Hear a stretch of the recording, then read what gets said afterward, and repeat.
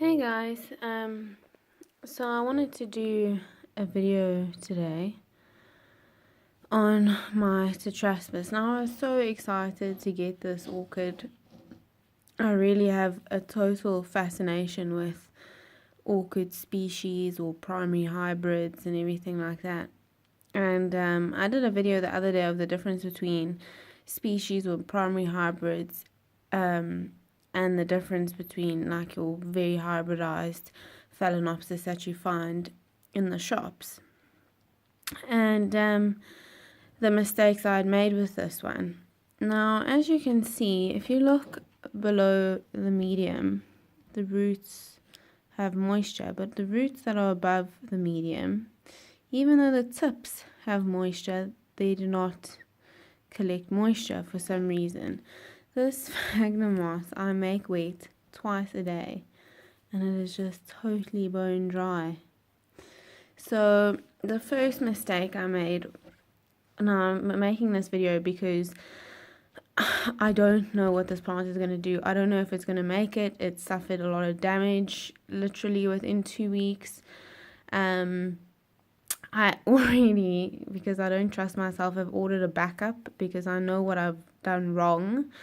But also there's some things happening that I'm not 100% sure.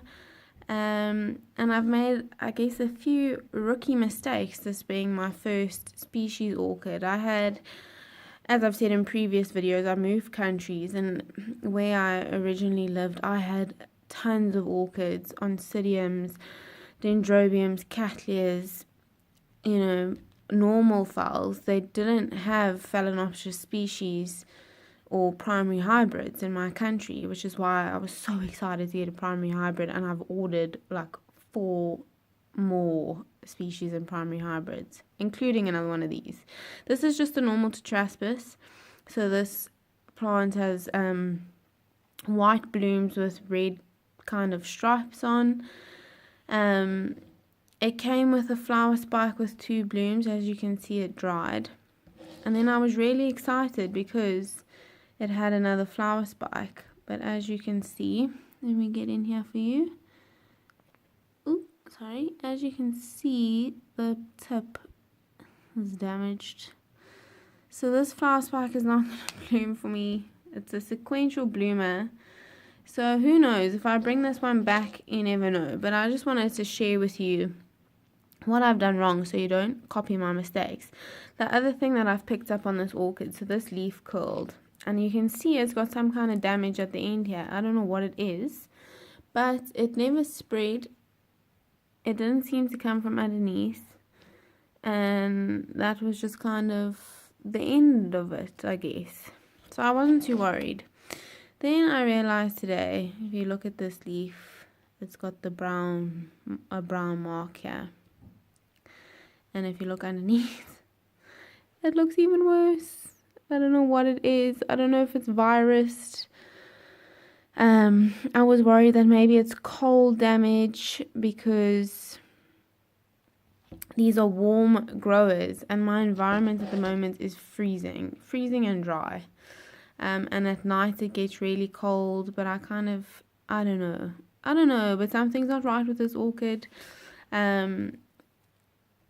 And obviously the roots are really dry, and these orchids like a lot of water, but the roots underneath the medium are not so dry. So it's a bit of a tough one. I don't really know what to do with it. I'm just kind of hoping I will bring it back from the dead. I will watch this to see what happens. You see, like this stripe here is already new. So this is a new stripe that's come along. It seems like something is overtaking this leaf. And I'm not sure what it is. So what I am going to do with this is I've been waiting every day this week for a delivery of sphagnum moss and some pots, some clear pots and that kind of thing. What I really want to do is repot this. I don't think this pure bark medium is working for it in my environment, because besides the fact that it's cold, it's really, really dry.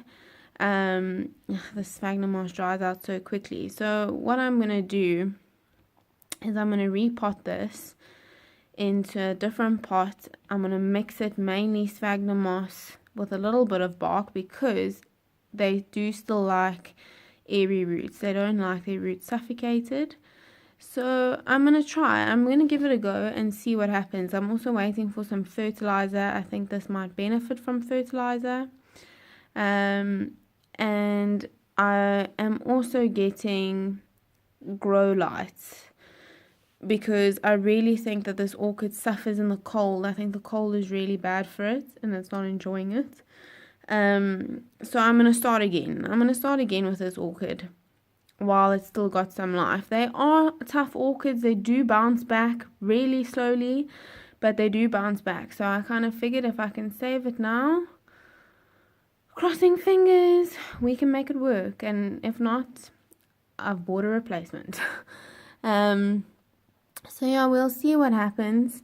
I'm gonna unpot it pretty soon. I was thinking until my medium arrives, I might just unpot it and keep it in like a I don't know, keep it bare rooted, do a little bit of water culture with it, kind of experiment with it a bit, be a little bit of a guinea pig, because I know this constant watering is not going to work for it, because you're watering these roots on top, but the roots underneath are staying wet.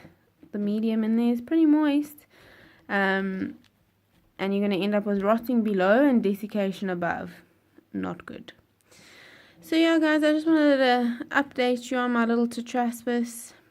Holding thumbs, we can fix it. If I do manage to fix it, I have got a replacement, then I'll probably give one away. There's no point in having two of the same plant. I like to have one each. If this spreads, which I'm a bit worried because it already has, the only thing I can think of is maybe that came from the flower spike. So if this, whatever this is, spreads, then I may cut the leaf and see what happens. The rest of the leaf seemed really good, so I can probably just nip that guy out.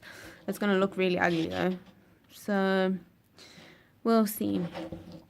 Anyway, guys, I will do an update. I've got tons of orchids coming. I really wanted to rebuild my collection after leaving another country and having to sell all my orchids there, because I couldn't bring them with, because the country I'm in now has laws with bringing plants and that kind of thing. So I really wanted to rebuild my collection. I've got like a tray of rescue orchids, which will be fun. I enjoy rescuing them, I enjoy looking after them, but unfortunately I did things a little bit backwards and got a couple of orchids first before I got all the things that I need second. I'm going to try a new staking method, a new stabilizing method that I actually saw on another YouTube channel, so I'm pretty excited to do that. So once everything arrives, we'll do a potting of this, and yeah, thanks guys. Subscribe to my channel if you enjoyed this video, please like it, and yeah, hopefully we can save this little tetraspis. Thanks guys.